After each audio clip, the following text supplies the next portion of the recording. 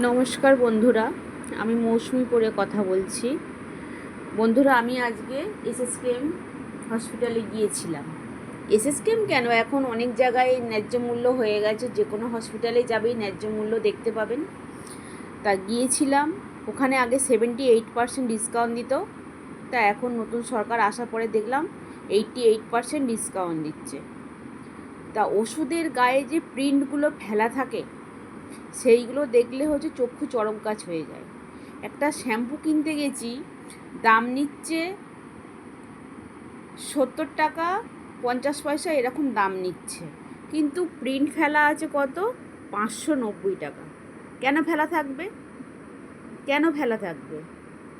আমার যতটুকু দাম আমি ততটুকু ফেলে রাখবো। আমি সরকার দেখাচ্ছে আমি দেখো 80% ডিসকাউন্ট দিচ্ছি, কিন্তু দাম ফেলা থাকলে চক্ষু চড়ক গাছ। ওষুধের গায়ে দাম ফেলা থাকবে 699, 799, গ্লুকন্ডির গায়ে দাম ফেলা থাকবে 690। এগুলো কি? আর ওখানকারের স্টাফেদের বিহেভিয়ার এতটাই রাফ, মানে ধারণার বাইরে।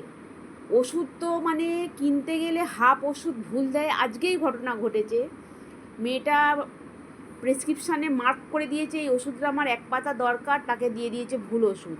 মেয়েটা নিশ্চয়ই শিক্ষিত ছিল বলে সে ওষুধটা ধরতে পারলো। অনেক মানুষ আছে পড়াশোনা জানে না, তারা ওই ভুল ওষুধটা নিয়ে গিয়ে খেয়ে নিত। আমার ক্ষেত্রেও একদিন হয়েছিল, আমি ওই সুপারের ঘরে গিয়ে কমপ্লেন করেছিলাম, কিন্তু কতটা লাভ হয়েছে আমি জানি না। তারপরে এই মানে এত দাম বাড়িয়ে ফেলে রাখে। আমার এইগুলো মানে অনেক দিন থেকে ভাবছি আমি এটা নিয়ে ভিডিও করব। এই 3টে শ্যাম্পু কিনেছি আমি 1770 টাকা।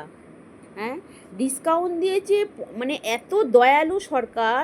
1557 টাকা ডিসকাউন্ট দিয়েছে, 60 পয়সা দিয়ে 212 টাকা দাম। আমি দামটা কেন এতটা ফেলে রাখবো? আমি দামটা 590 টাকা কেন ফেলবো?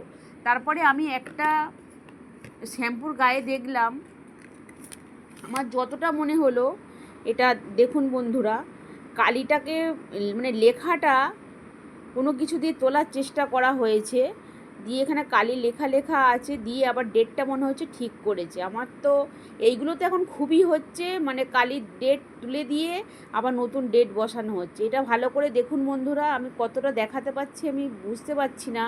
এই ডেটটা দেখুন, 2026 থেকে 2028, পাশে কালি কালি লেখাগুলো ছিটে ছিটি হয়ে আছে।